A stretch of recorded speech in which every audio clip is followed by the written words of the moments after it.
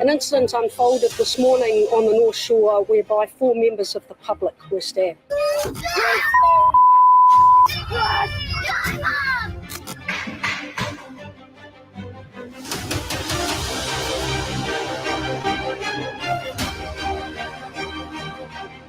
Ram raiders smashing into a liquor store in Christchurch overnight. Was targeted by a gang of hooded thieves, waking the neighbours. Smash after smash. For the second time in 2 weeks, this Auckland superette has been targeted.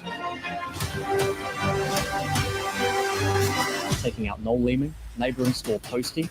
Fears someone will soon be killed as gang tensions ramp up in Auckland. The violence has become obvious to us with the amount of calls through the police and other, and direct 111 calls.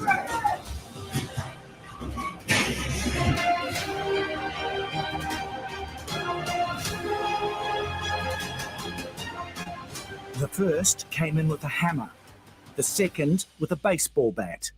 Another was apparently recording on his phone. As the 2 shop staff cower in a corner, they're threatened with the hammer and the bat. And then one is kicked in the head by one offender standing on the counter.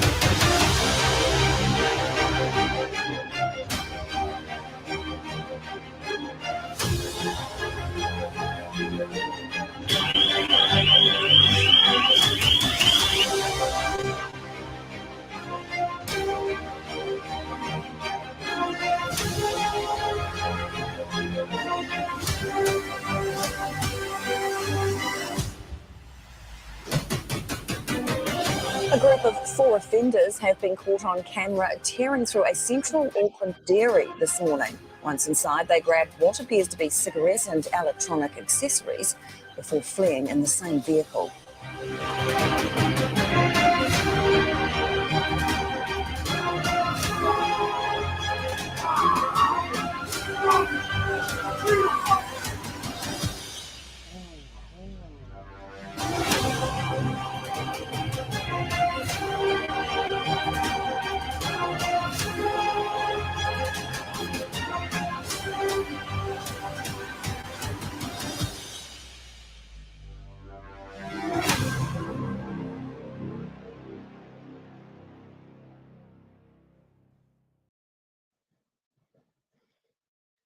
Hello, everybody. That's not exactly the best way to say Happy New Year, but we will have a good discussion on it today. And Happy New Year to everybody. I just want to bring on the panel for the Daily Examiner.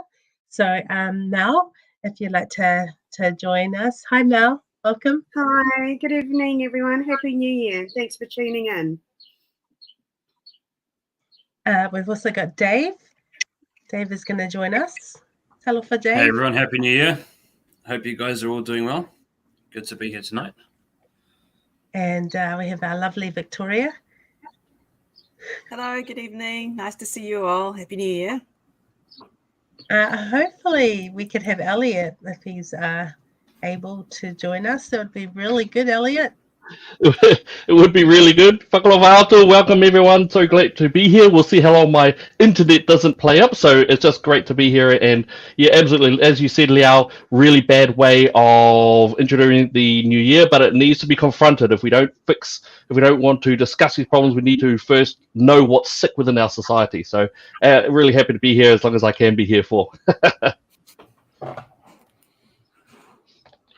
All right, so I think that it probably is a good place to get started from.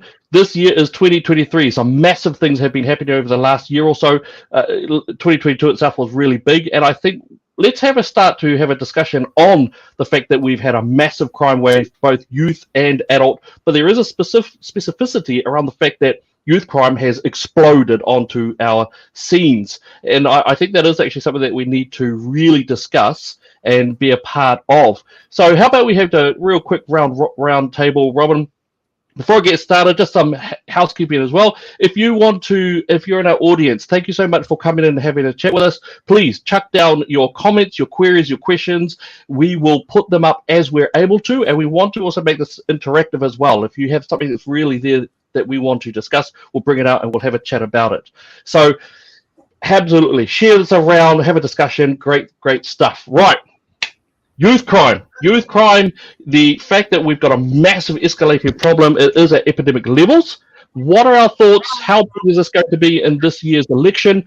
And is there a way through this? And where does this even come from? What do you think? Mel, what do you think? Sadly, I can name a few of those youth in those videos.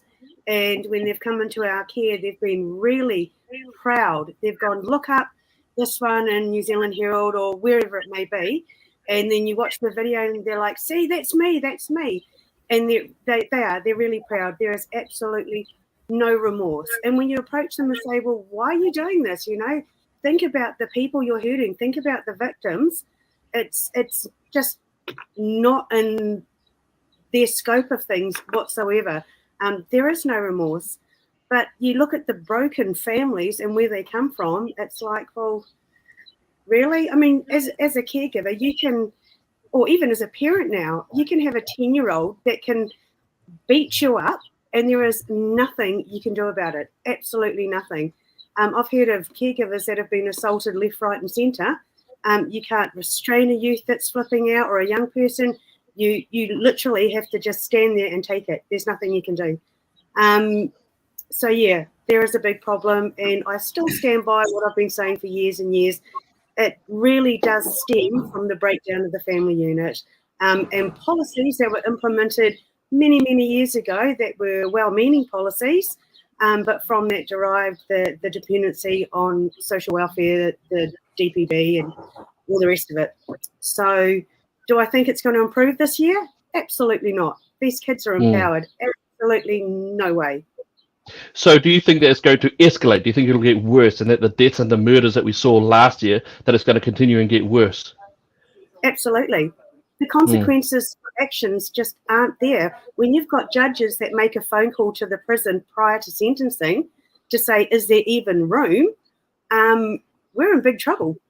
Right. Yeah, incredible. Liao, what are your thoughts there? So since, from a couple of years ago, watching America and watching it overseas, wanting to defund the police, I have just been outraged at that thought. But what we've done is we've done that softly here in New Zealand. We've defunded our police and we've allowed lawlessness to, so what comes of it is that we end up having martial law because where the kids are completely out of control, and so they're going to want the police to have more guns and more, where we have it where we just are going to be afraid to be walking the streets. This is the extent that this is going to be, and I think law is going to be a huge one for people this year in regards to the elections. So it'll be interesting to see what they come up with in regards to how they're going to combat this. But just like now, I feel exactly the same way. The breakdown of the family, the structure of the family is going to be where the answer is going to be. I don't know if it's going to be possible, but it's definitely one of the answers that I see. And does that mean, therefore, is there any political party who you think can actually face up to the crime wave that we've seen thus far? I don't really know. Democracy NZ with Matt King, he's been in the police, so he might have a few answers. The major parties, no, they're just backing each other up. The minor parties, not big enough for me to sort of know or understand where they're going with their ideas. No, fair enough. Dave, look, and I know that you're hooked up with the church and you've got a lot of work with young people. What are your thoughts on this real massive issue? I think it goes back a lot further than we sometimes think. And you asked which party is responsible. It is the Green Party and the Labour Party under Helen Clark. If we go back to 2007, when they brought in the anti-smacking law, which, I mean, it has its pros and its cons because, yes, there is child abuse and it's a major issue and that had to be dealt with. But basically that law made parents afraid to discipline their children. Yep. Kids who were born in 2007 turned 16 this year. that is the age group that we are seeing committing these crimes. Mm. And you can't help but ignore the link between those two events. Kids who were young, born up to 5 years old at that time, this is the age group that is committing these crimes, and it's a direct link. Just last year that we've started to see these violent crimes take off. Yep. Well said. Yeah, really strong there. Victoria, your thoughts? Okay. It's interesting that you say, first of all, I agree with you, Dave, anti-smacking, because rather than actually achieving anything with our horrific rates of child abuse and child deaths of children through just being maltreated in a house, the anti-smacking law has not addressed it at all. Basically, like a lot of laws that control how we behave in the house, to do with how we interact with other people, these laws are only ever obeyed by people who want to obey them. So we still see people doing whatever they wanted to do. If you're a criminal, and let's face it, these people are criminals. They kill their children or kill someone else's child. And they're being protected by their family. We know, it's been widely reported. Plenty of people, they kind of know who's done it in the house, but nobody's going to speak up because the whole family is protecting the perpetrator. So, yeah, anti-smacking law, great. Don't smack your children until you kill them. And who's listened? Only the people who are going to obey the law and say, okay, what's the line here? I've got to be really careful. Should I discipline my child? Oh, no, I can't. Look, you go stand in the timeout. And then these kids are like, well, there's no consequence, really. So what do I care? You can't touch me. So too bad. Look, I grew up as a very, very naughty child. I was very mischievous. I pushed the boundaries. And I got caned.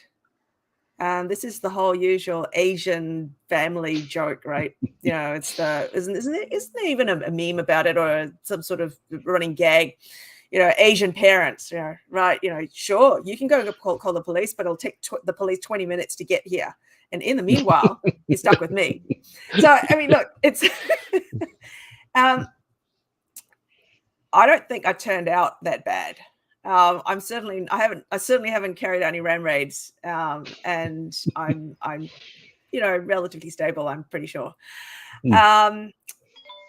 So done correctly, it's fine. But if you issue a blanket thing, no smacking, and how it's also been treated by the courts, well, this is the consequence. So yes, I agree with Dave. Second thing is, I actually disagree with you, Liao, about not enough funding for the police, because the police have managed to find a couple of $100 million to police people specifically who own firearms. All right, it's a magic. Somehow there's always this money that is around to targeted at people who are already vetted to be the most law-abiding in the country. So there's no money. There seems to be no money for policing. And, if anybody who's had a robbery recently will know. You call the police and you can just wait. Quite well known on social media, a lady down North Island, further down, she had a bit of a run-in with a gang member who just happened to be right next door to her workplace. Turns out he's a pretty bad dude and very well known to police. One day recently, she came home to find, or she woke up in the morning actually, find a bullet hole through the rear windscreen of her car. Well, of course, she was understandably extremely upset. called the police, made a report, nobody turned up. Forensics, nobody turned up. She, in the end, because she had to drive her car, obviously, took the windscreen to get replaced, and forensics never appeared. There's been nothing, zero, zilch. No money for that, right? But plenty of money to roll out restrictions against licensed firearms owners. So, no, I have to disagree with you. I think it's how the money's being spent. And it's definitely being spent in the wrong places. So, yeah, and what's the solution? Because from there, we're really lucky. We've got some amazing police up here in rural New Zealand. And the problem is that even when the police are actively involved, it's a revolving system. So they can go and deal with these youth or deal with all these crimes and these criminals. Next minute, they're back on the street again. And it's just a revolving cycle. So it's governmental, and it's the courts, and the whole system's absolutely broken. Yep. And there's no quick fix. Said. There's no quick fix, right? I mean, you can't. We can't expect after the next election this year, with luck, even if we have a whole new government, what's that new government going to do that's going to magically, click their fingers and make things all right? Well, they can't. These issues are deep-seated. It's a long-term problem. And in the meanwhile, we've got to live, right? We've got to have businesses. We've got to be able to go out to the shop safely. I mean, what was the situation last year? Was it at Henderson Mall? Someone got randomly stabbed at the food court. It was just there with his family, and he got stabbed, and youths ran away. I mean, you can't even go to the food court safely. So I mean, you look towards the election and think, okay, well, here's an opportunity for things to change. Well, actually, that used to be old mentality. Now, even going through the comments when we put up, what lies in 2023, it was most of the comments were lies, deceit, governmental control. The faith in any major change happening in this country in an election cycle is gone, absolutely left the building. It's going to be, I know so many Christians, so many conservatives, and they are feeling like, who? Everything's split, everything's divided. There's this party, this party, this party. Man, I almost don't want to say it, but you've sort of, with the left, they stick together. They're almost undivided in their evil agenda. With the right, there is so much division. And how are we going to change things when that's happening? And someone thinks they can do a better party. And having been in politics, I can now see why there were so many comments that we'd get, which was, why can't you guys unite and actually make something happen? So it's going to be an interesting year. Yeah, no, well said. I do. I can sort of see what you guys are saying. Yeah, I think that policies like the decriminalization of prostitution reform and the anti-smacking bill that came out, those did work towards disempowering parents to look after their children in a more appropriate manner. And I do know also from 20 years of working in the field that many parents actually felt scared. The more fresher Pacifica parents, for example, they just felt scared. So they want to obey the law. So instead of actually looking at disciplining properly, they just stopped disciplining at all, and then it just didn't go well from there. And yeah, especially exactly as you say, Victoria Liao, that these are long-term issues, and I would look at the family breakdown as being the core issue, and that's a 30-year drama. That's since the late 70s, early 80s that's been occurring. So yeah, we definitely need to have bravery there. I don't think I can see there's no parliamentary party that is dealing with this core issue of where we have stemming the incredible escalation in violent crime, especially that we have. None of them seem to be doing anything of that kind whatsoever. I think I do have to say, and I'm only saying this just because I've looked at the policy, the National Party policy, not all of it because some of it's just bananas, but they are trying to bring back something called social investment, which is basically when they say, right, you've got frontliners there who know what they're doing. They want to have a bit of money at the start of the journey to give them the power to fix what they can fix in. Those are intervention processes. Then if you look at the management system, you can actually see that I've been in discussions with, I have very close contacts with people throughout the North Island and a little bit in the South Island. But to be fair, from Wellington to Kaitaia and all of the residences as well. So I've got an OIN at the moment, but what I can tell you is that it looks like almost, or if not almost, then every single day staff are being assaulted at the residences since they tried to change them. What you expect in residences is maybe a couple of assaults on staff a week. Well, you're finding it every single day now, and that's been going back for the last few months at least. So a lot of the staff there are just not happy. They don't want to come in. The sick days are through the roof. The notifications are through the roof. It's an absolute, it's the biggest lump under the carpet that you can see that most people don't even know about. And the first thing they know about is if their child is attacked for their bike or for their money, and if the burgs occur with their homes, their bikes. Things have never been worse, and I can say that as a passing on from what has been passed on to me. Things have never been worse in the high level youth crime area. Things have never been worse. We did an OIA. They gave us a partial response back, and we can tell you that over 1/4 of all children in care are absconding. That's what we can give you. Those are official numbers. Over 1/4 of all children in care, because they've committed a crime, have actually run away from that place. And what we're waiting for is the proper numbers as to how many crimes they are committing after that. That's what we're waiting for. So those are teenagers. Those are teenagers. Those are teens. These are ones who are not yet adults. So, and they have told us as well on the side that it's a very much a gang. It's a gang base of this. So what happens is that they commit the crimes, they give the proceeds to the gangs then give them power, authority, respect, and a bit of money on the side, and so that when they do become adults or adults in the justice system, then they get patched up, and then it goes links in from there, and then from that things get worse and worse. So it's quite extraordinary because, of course, the current government, the Labour and the Greens, they've got things like Just Speak and the Station, even Wakaroi Mata. So they've got a lot of groups who are actually right now who have the close ears of those in power.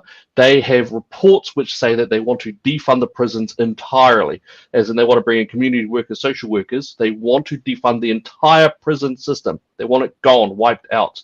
That's the area that they're at. Now, there is a system in South Auckland, in Clendon, who have already tried a similar of that that's not quite working from what I hear. That is that they did have a secure residency, and what they've done is they've adjusted it and they moved a lot of the residents or the youth who were engaging in high-level crime, high-level sexual activity, and they've moved them into what they call community placements. And you wouldn't have heard about that because they're committing a lot of crime in those communities. As that gets bigger, then that's going to spread out. So I think this year, again, massive issues that we've seen. What you're seeing is merely the outcome of what we have already been warning about for years. That's what this situation is doing. So we will have to find out. Right. Okay, so that's one little level that we wanted to have a discussion on. This year, of course, is election year. For myself, I think one of the biggest issues that we are going to face, of course, is what I would refer to as apartheid-style politics. Apartheid-style politics. Not talking about tin shacks in those ghettos, but we are talking about segregation or power based off race.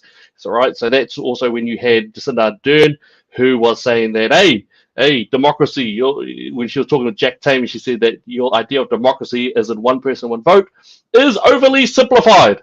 So, so basically it's simple. I don't know what that means, but I think co-governance is probably one of the biggest issues that New Zealand has ever faced, actually. But I'm keen to hear from yourselves as to what you think are the big ones. And let's start there. Dave, what do you think? Do you think co-governance is an issue at all, or are you being a racist for even talking about it? I don't know if I want to talk about it because I'm Palani. No. You're culturally appropriating. No, it definitely is a big issue, and I think it's a bigger issue for the citizens of New Zealand than the idealistic Labour government think, and it's probably what's going to lose them the election, to be fair. If you talk to the average Kiwi on the street, they don't want us to be divided. Where everyone is at least doing something to strive towards being more united. I don't think co-governance is something that's going to help any party get any votes. Just my opinion. Yep, fair enough. Victoria, you've been here for decades. What are your thoughts about co-governance and what you see going on here? Or are you allowed to speak about it? Well, I could identify as Maori and then it'll be fine, right? There we go. Hey. Well, I am from Asia. Isn't that where Maori are originally from? I'm pretty sure that Winston Peters said that. Yep, the Chinese Taiwan. were here first. Yeah. So, I'm tangata whenua by that count. Oh, man, you're good. So, look, I would spend many years, my formative years, you could say, in a genuinely multicultural society. And like I've spoken about before, everyone just had to, in that genuinely multicultural society, people actually had to obey a single law. It is genuinely one person, one vote. It doesn't matter which race you are or which religious sect or anything like that. It is just one person, one vote. And it's the only way it's really going to work, because the moment you give preference to one group,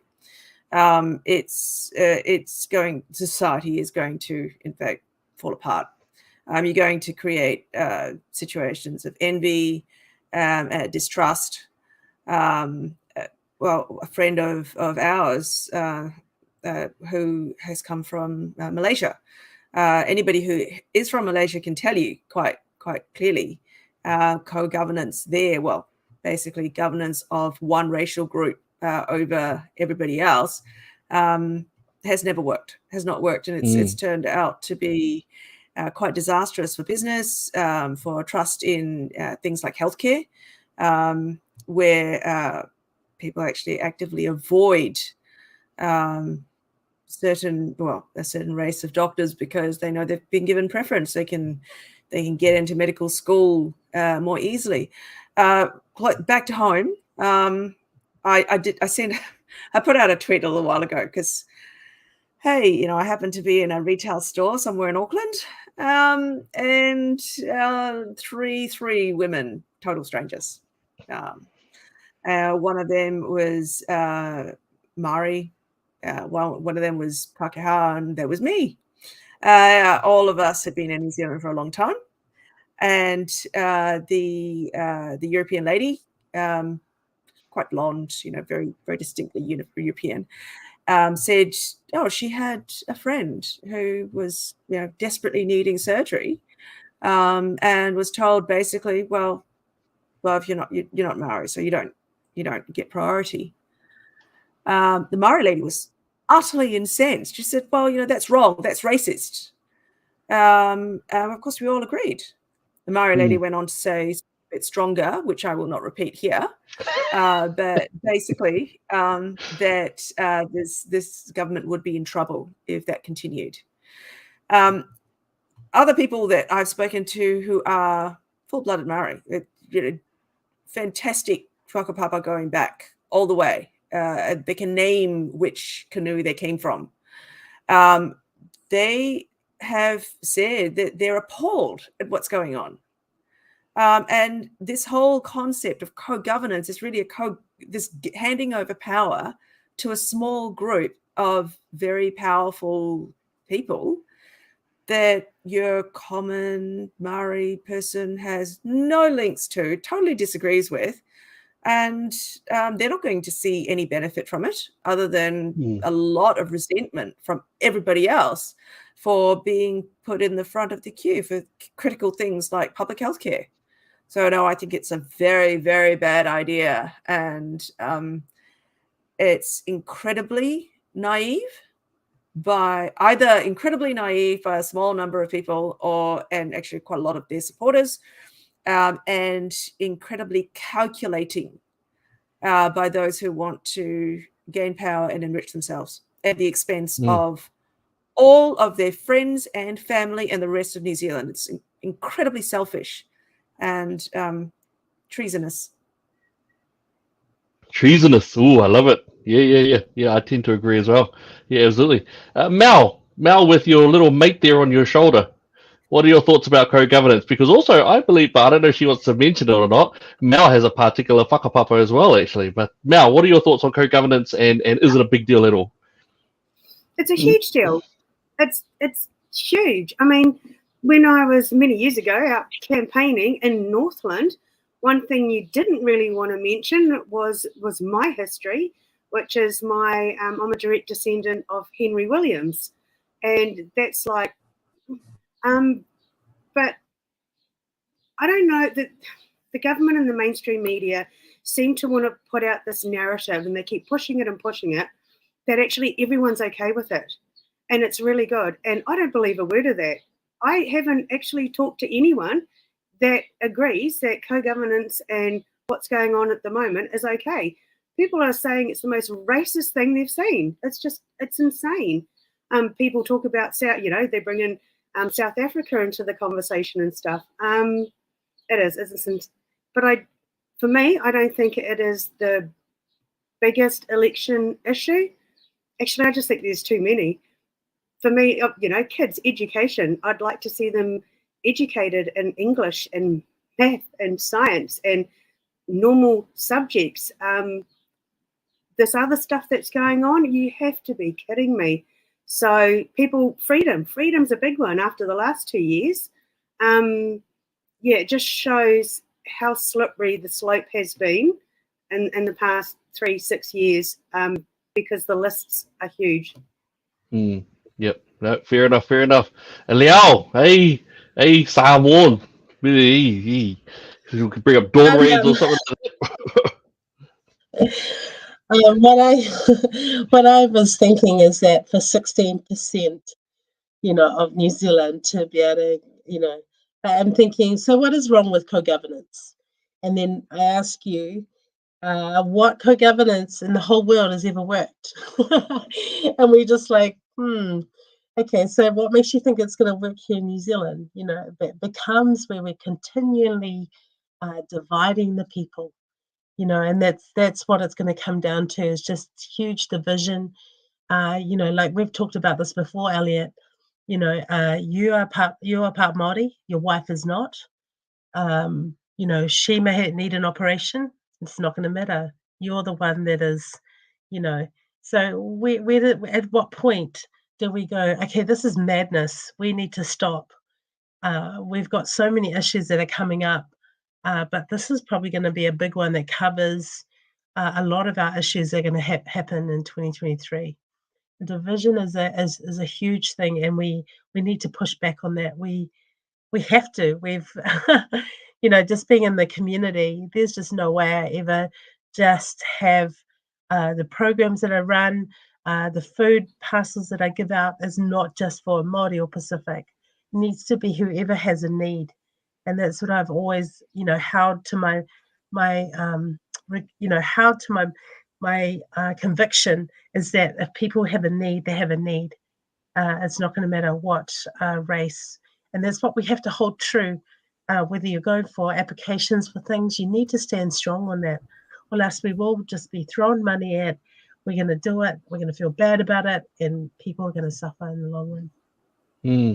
Yeah, well said. And I think you're right in that last part you said as well. The fact that we've had a lot of benefit welfare being targeted now towards Māori, and now starting to be with Pacifica, as a race-based element is extraordinarily bad for that welfare dependency that we now see. We saw it coming out in '74 and just got targeted and expanded out to include them. We saw that the whānau or the Maori family actually started breaking down from the early '80s, and then we see now that we see a direct empirical link between the breakdown of the Maori family specifically, and then the rise of crime and criminality coming from that. That's, I think, one problem that we really do have. I think there's extraordinary level of racism by this government. My mother marched in the Springbok tours of '81. She was very proud of that. But now to see that we are starting to have the similar policies being put in place in New Zealand is absolutely shocking. It must be ripped to pieces. We must go back to treating people as according to their content of character, not by the color of their skin. So I think that is something really important. In terms of, we've also got other big ones that we also needed to discuss as well. And Victoria, you were bringing up a bit of a concern, weren't you, around one of the elements of our international problems that is coming on. Is that correct? Now, I believe that might have been around the Ukraine issue. Is that about right? Yeah. Interesting how we're all mostly so internally focused, because so much of reporting in this country is focused on, ram raids, or whether Ardern's made another appearance, or how many bills have been passed in the dead of night. But governing the overarching thing on top of all of this is also geopolitics. So the Ukraine-Russia war that's been going on for a year now, it's quite frightening how much money has been pumped into the region, including New Zealand soldiers being sent. This video that's coming up now is a speech, I guess, between Xi Jinping and Putin, where they really talk about how they're going to work closer together. Now, this is something that I don't think was given much airing by New Zealand media, and it's something that we really need to be paying a lot of attention to.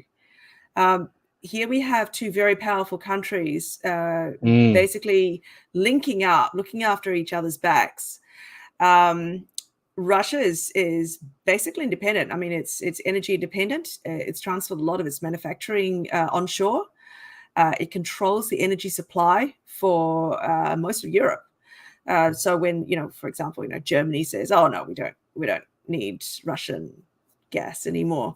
And well, in fact, they're still buying it, but now it's via China or via India with an additional premium put on top. But they can say, oh, no, we're buying it from India, but it's actually still Russian gas. China has been making a lot of posturing, has been for quite some time in the South China Sea. But on top of this particular most recent expression of cooperation with Putin, at Xi Jinping's inauguration for his record-breaking yet another term at the end of last year, he actually made a quite important speech as well, where he said that China would do anything it needed to defend all its territory, but that included Taiwan. So that was probably one of the most forward, aggressive statements in recent times by a Chinese leader about Taiwan. Don't forget also that China, through its zero COVID policies, which it has only just relaxed, has had a massive impact on its economy, because it has had so many rolling lockdowns. And when I say rolling lockdowns, I mean parts of regions, cities. It hasn't locked down an entire city for quite some time. So, when people say, oh, yes, that's not true, it hasn't been locked down. No, they only locked down certain parts of the city. And don't forget, Chinese cities are massive, okay? It's not like in the scope of Auckland. Oh, gee, Auckland. Auckland's not even a village, okay, in Chinese terms. So they can lock down, and there have been rolling lockdowns in different parts of the major cities. And one part of Shanghai, for example, could have all the kids, sorry, tomorrow nobody can go to school. Everything's locked down. Another part of Shanghai and the other parts of Shanghai will be unaffected, and people would still be going around and, buying groceries and going, what are you talking about? I'm fine. My kid's still going to school tomorrow. That is the level of isolation, right, of very, very large cities. In doing so, because all these lockdowns have been happening all the time, people have lost their jobs. People have had to close businesses. A lot of things are quite uncertain. The economy has been extremely badly impacted, but of course they're not talking about it. There is a great deal of unrest within China, and you would have seen that from the white paper revolution. I don't know if our readers would have seen it, but there were a great deal of protests, which some would say led to Xi Jinping relaxing the zero COVID restrictions, because I think at some point he thought, I don't do this, I'm actually going to end up with a full-scale revolution. Victoria, just very quickly, just for our audience, would you be able to advise us what is the white paper revolution? Could you just help our people just understand that one? That's a very good question, because it actually goes towards freedom of speech as well. So people were standing around holding placards, as people do during protests, but it got to the stage where just the placards themselves were judged hate speech, or judged to be politically unappetizing. So people were getting jailed and arrested just for having those placards. So instead of having placards like, down with the CCP, or Xi Jinping must go, or, no more COVID policies, they just started holding up white bits of paper, blank paper. So that's why it was called the White Paper Revolution, or the A4 Revolution. New Zealand, our New Zealand audience must really try to understand this, that when there is such control over so-called hate speech, it is the government that has control over what you say. It would be appalling, and it's not, in fact, that far away for us simply to have a protest where there is a white paper and that's it, and that's all you can do, because you can't actually say anything or put up something which the government doesn't want you to. Okay, that's real control. Now, coming back to the topic, throughout history, what happens when an authoritarian government finds that it has a great deal of civil unrest? The quickest thing to do is to turn everybody's attention towards an external enemy. So that means taking the country to war. Now, quite interesting, the thing that stopped all the Hong Kong protests, I don't know if anybody still remembers, right throughout 2019 and leading into 2020, there were a great deal of protests all throughout Hong Kong for democracy, right? Protests for one rule by people in Hong Kong, fairer elections, parliamentarians who weren't just appointees by the CCP. How did that all stop? Can you remember? Was COVID. that COVID, right? Geez, I was thinking it was the Philippines. COVID was such a boon for the CCP, because having COVID, everybody focused on COVID, meant that the CCP was able to lock down Hong Kong and then arrest everyone who was outside their house because of, public safety. The greater good. No more democracy protests, totally shut it all down. Now, this time round, people are not even afraid of COVID anymore, right? Because the regular Chinese are going, oh, no, we've been living this for 3 years now. We're not afraid. We've all been vaccinated. That's it. Caught COVID, whatever. We're just going to go out and protest. So I have a fear that the two very large, two very powerful countries, Russia fighting a war on the Western Front with Ukraine and controlling energy issues throughout Europe, is now obviously, like you saw in the video, being all buddies with China. And China, faced with a huge, significant situation of domestic unrest and a limping economy, now needing to do something to revitalize it. And my concern is that we're going to end up with a war on the East as well. Now, a war on the East would totally disrupt, very selfishly in New Zealand, our fuel supplies, because it would shut down all the shipping routes. Marsden Point being shut, we have no choice.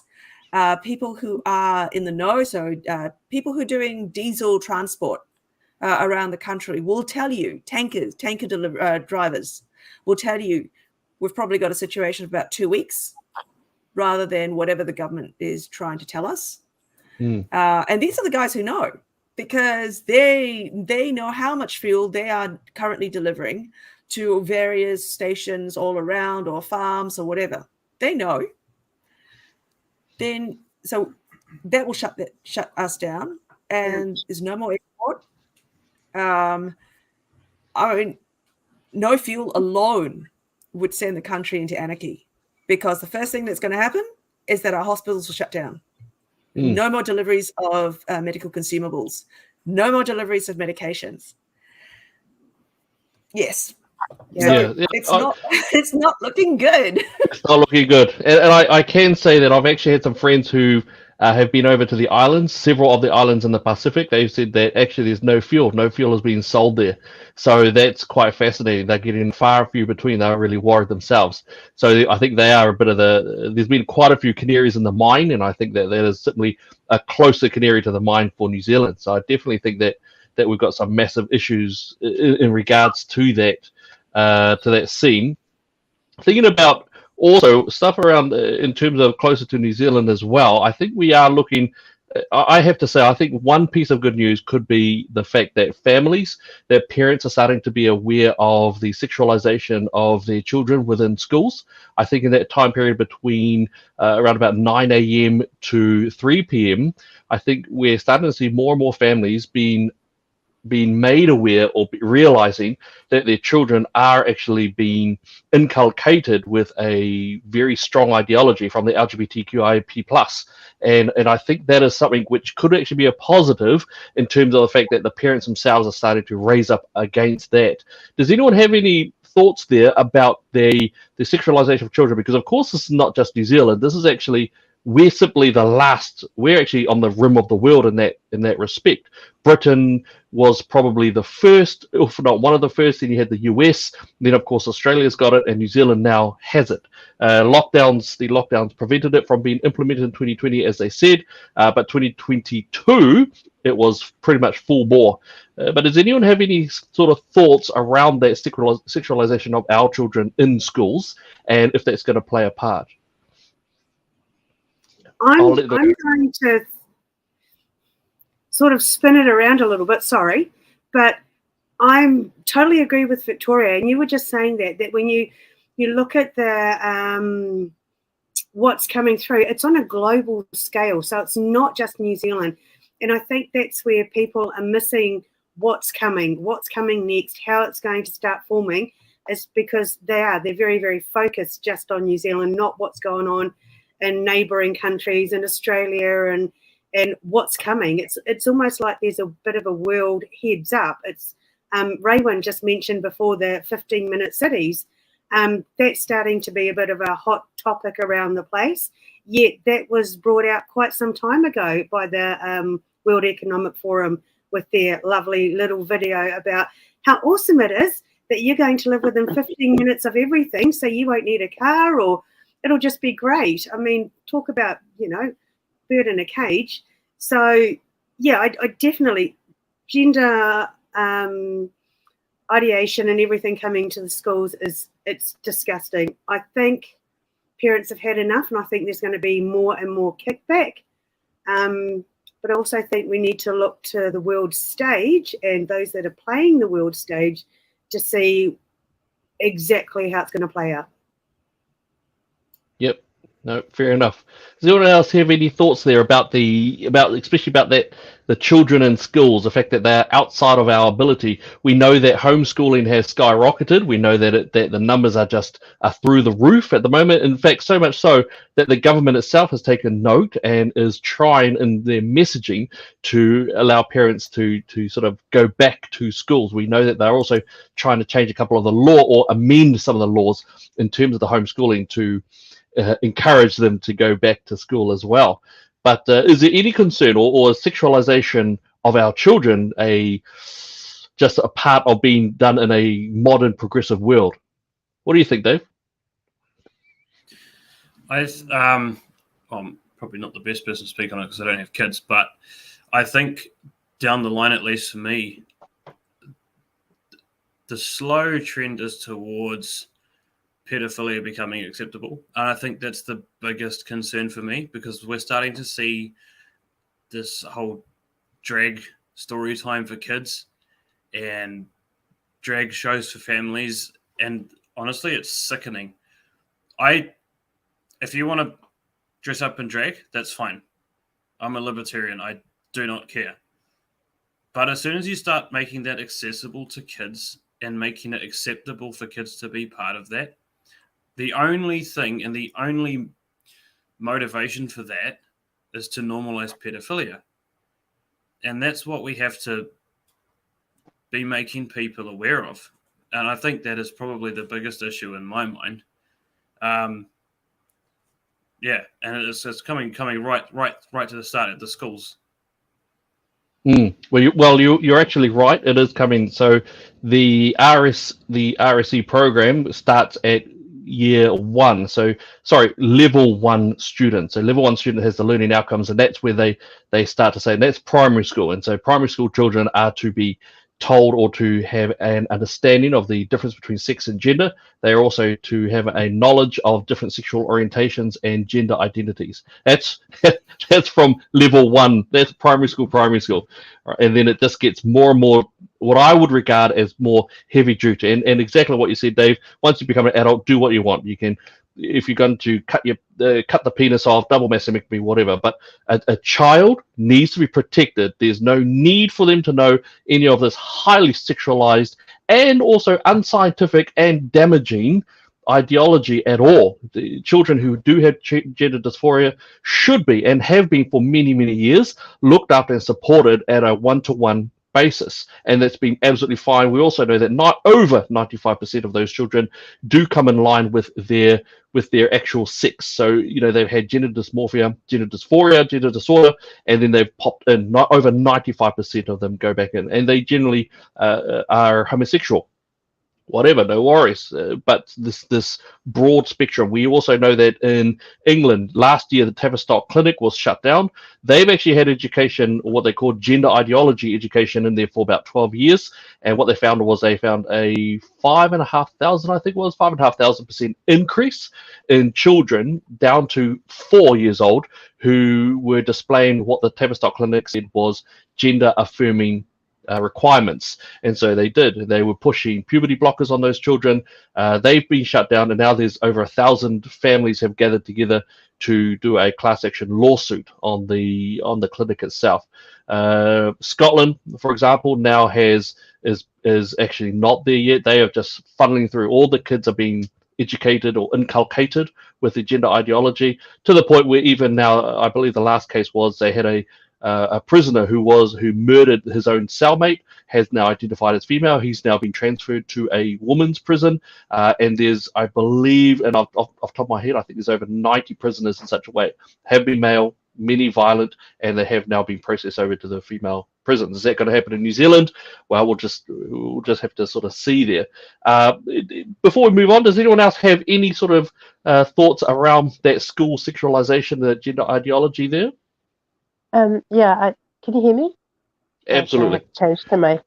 I have seen just in this past year in regards to charter schools who have those issues. We've got the latest school in Kaitaia, I think it is, that is going to shut down because of this. This is so big to them, and it should be to most parents. There should be a wake-up call, for schools that actually want to build strong convictions for their children. Like, there is identity issues. Like, identity is going to be a huge one for these kids coming up this coming year. You're going to have children as young as 4 with huge mental health issues from learning things like this. We as parents have to stand up against this and push back. I mean, it's one thing to homeschool, and good on you for doing that. But meanwhile, back in the ranch where all the other schools are, they're still functioning. We have teachers that, what do? They have convictions, they have moral compasses. What do we do with that? So I think if a whole group, not just parents, teachers, grandparents, start to stand up against this, we might actually get somewhere this year. Yeah, no, well said. In fact, yeah, I've actually been asked to do a presentation later this month, so I'll make this a little bit aware of where we're happening. It'll be happening in Auckland, but we've done a few presentations already. This will just be giving parents just the information that comes from the Ministry of Education website itself. So we won't be trying to put anything in there. The origin of where this has come from is incredibly depraved. So I think it is something which we all need to at least know and make an informed choice on. Look, we only got a couple of minutes left, so I thought, hey, because there's so much to speak about, but we wanted to make sure we kept this to an hour. So I thought maybe it's good if we finish off just with each one of us giving a round of as to have your last thought or desire of what you want to see happen, or anything like that. So if we might have a round robin, just in terms of a last thought, last idea as to what goes on. So let's see. Shall we start with Victoria? Shall we start with you there? A last thought to do. Last thought. I just hope to survive this year. I hope that that I don't get attacked sometime in Auckland. I hope that my family stays safe, that all of my friends are okay, quite selfishly, and I hope that New Zealand doesn't end up in a situation that I fear, that we actually have a situation forced upon us because of lack of energy independence when we are fully capable, in fact, of doing stuff ourselves. So yes, very, very short. Well said. Very well said. Well said. Liao. Well, you know what? I still think there is power to the people. You know, I fully believe that in my heart there is possible for us to push back. I also believe that we could have parallel economies. There's just no reason why we have to go with the rubbish that has been enforced on us. I think that as groups, we need to come together. We need to have these discussions. It is fully possible that we could change things around in 2023. So here's hoping to that. Yep. Well said. Well said. Dave. I guess my hope for this year is that the free thinkers and the centre aligned people can have some form of unity. We spoke about it earlier about the split and all the minor parties, everyone with their own egos trying to blow their own horn. But the scary reality is that we're in an election year, and the only viable option at the moment, which is terrifying, is the ACT Party. That's something. But that was a joke, in case David Seaman. Don't sue me. No. But yeah, it would be really good if people would just get together, and just find a common cause, because it's the division we spoke about, co-governance as well. It's that division which is going to make us all lose. Everybody loses when we're divided. So get around people who you know and just start having discussions. Don't cause fights. Just try and educate, but educate gently. Yeah, that's my hope for 2023. Well said. Yeah, well said. Well said. Well said. Mel. Yeah, I agree with all of them. I actually would love to say it's going to be a fantastic and exciting year. I don't feel that way. I think we're in for a few rude shocks. Financially, you know, at least my husband can't ask me to cook his eggs at the moment. There aren't any. And if they are, they cost us. But no, along what Leo and Dave were saying, there is so much disunity amongst Conservatives, amongst the minor parties. It's everywhere. And we've had a taste, I guess, over COVID of seeing people come together and seeing people unify.